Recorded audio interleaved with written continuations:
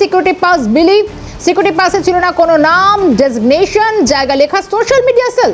নামহীন pass ইস্যুতে কি মেসিকে ঘিরে অবাঞ্ছিত মানুষের ভিড় গতকাল নজরে এলো। সিকিউরিটি পাসের বৈধতা নিয়ে এখন প্রশ্ন উঠতে শুরু করেছে। এই অবৈধ পাস নিয়ে মেসির চারপাশে ঘুরছিলেন অনেকেই, যাদেরকে ঘিরে এই অভিযোগগুলো উঠে আসছিল। মেসি দর্শনের সিকিউরিটি পাস নিয়ে এবার বিতর্ক। আর একটু বিস্তারিত জানবো, আমি সরাসরি যাওয়ার চেষ্টা করবো। আমাদের প্রতিনিধি মফিজুল ইসলাম রয়েছেন আমাদের সঙ্গে। মফিজুল, অনেকগুলো প্রশ্ন গতকাল থেকে ঘোরাফেরা করছে, কিন্তু কি এই সিকিউরিটি পাস, আর এই সিকিউরিটি পাস নিয়ে কি এই অবাঞ্ছিতদের ভিড়, যেটা এত বড় একটা ঘটনার জন্ম দিল, কি আপডেট?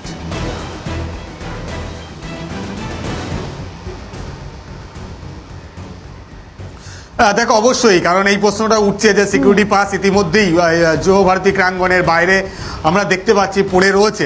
সেখানে পরিষ্কারভাবেই দেখো এখনো পর্যন্ত পড়ে রয়েছে। আমি যে জায়গাটায় দাঁড়িয়ে রয়েছে আগে দেখিনি, সেটা হচ্ছে র্যাম্প 26 ব্লক D2। এই যে ব্লক D2, এখান থেকে কিন্তু সোজা এই রাস্তা ধরে কিন্তু গ্যালারির মধ্যে প্রবেশ করা যায়, এবং সেই জায়গাতেই কিন্তু আমরা দেখতে পাচ্ছি একটা সিকিউরিটি পাস যেটা পড়ে রয়েছে। যে পাসটা কিন্তু পরিষ্কারভাবে ইস্যু করা হয়েছে বিধাননগর সিটি পুলিশের তরফ থেকে। দেখতে পাচ্ছ সিকিউরিটি পাসে সেখানে বিধাননগর সিটি পুলিশের লোগো রয়েছে, সিকিউরিটি পাস লেখা রয়েছে এবং স্ট্যাম্প রয়েছে ক্লোজ প্রক্সিমিটি, অর্থাৎ খুব কাছাকাছি পৌঁছানো যাবে এই পাস যে ব্যবহার করবেন তিনি। কিন্তু আশ্চর্যজনকভাবে এই সিকিউরিটি পাসে নেম অফ দ্য হোল্ডারের জায়গায় কারোর নাম লেখা নেই।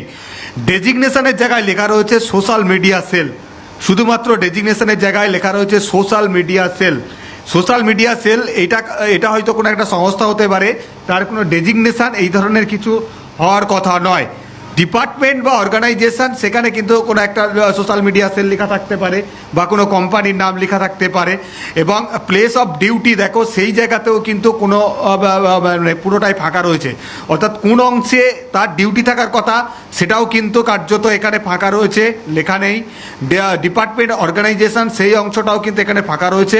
নেম অফ দ্য হোল্ডার, তার নামও কিন্তু এখানে লেখা নেই, কিন্তু স্ট্যাম্প দেওয়া রয়েছে ক্লোজ প্রক্সিমিটি, অর্থাৎ খুব কাছাকাছি পর্যন্ত পৌঁছানো যাবে এই কার্ড নিয়ে। সোশ্যাল মিডিয়া সেলের নামে যিনি এই কার্ডটা ব্যবহার করছিলেন, কে ব্যবহার করছিল এই ধরনের কার্ড, আর কতজনকে ইস্যু করা হয়েছিল, স্বাভাবিকভাবেই প্রশ্ন উঠছে। কারণ একটা কার্ড আমরা এখানে পড়ে থাকতে দেখছি, ফলে এইভাবেই কি এই ধরনের কার্ড নিয়ে অবাঞ্ছিত কিছু মানুষজন গতকালকে যখন মেসি এই যুব ভারতী ক্রাঙ্গনে এসে পৌঁছায়, মাঠে প্রবেশ করে, তাকে ঘিরে ধরে যে বহু মানুষের ভিড় ছিল, সেই ভিড়ের মধ্যেও কি এই ধরনের পাস, সিকিউরিটি পাস নিয়ে সেখানে কেউ কারা তারা কিন্তু উপস্থিত ছিল।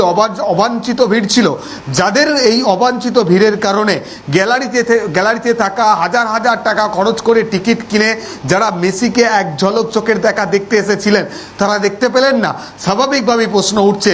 এই প্রশ্নের জায়গা থেকেই বিধাননগর সিটি পুলিশ গতকালকের এই ঘটনার দায় কোনোভাবে এড়াতে পারে না, এমনটাও কিন্তু বলা হচ্ছে বিভিন্ন মহল থেকে। কারণ এই পাস দেওয়ার ক্ষেত্রেও বিধাননগর সিটি পুলিশ তারা যে যথার্থ যাচাই না করে এইভাবে অবাঞ্ছিত পাস বিলি করা হয়েছিল কিনা, সেটাও তদন্তের আওতায় আসা প্রয়োজন রয়েছে বলেও বিভিন্ন মহল থেকে দাবি উঠছে। বিশেষ করে যারা মেসি ভক্ত, তাদের পক্ষ থেকেও কিন্তু দাবি করা হচ্ছে।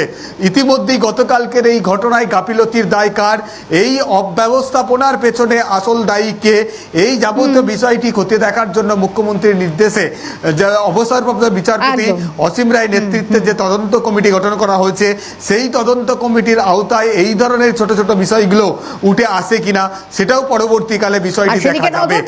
এই যে উত্তর খোঁজার চেষ্টা হবে যে এই সিকিউরিটি পাস যেটা নিয়ে বিতর্ক, সেগুলো দিল কারা এবং কাদের মাধ্যমে হাতে হাতে পৌঁছে গেল ক্লোজ প্রক্সিমিটি নামে এই সিকিউরিটি পাস। ধন্যবাদ মফিজুল।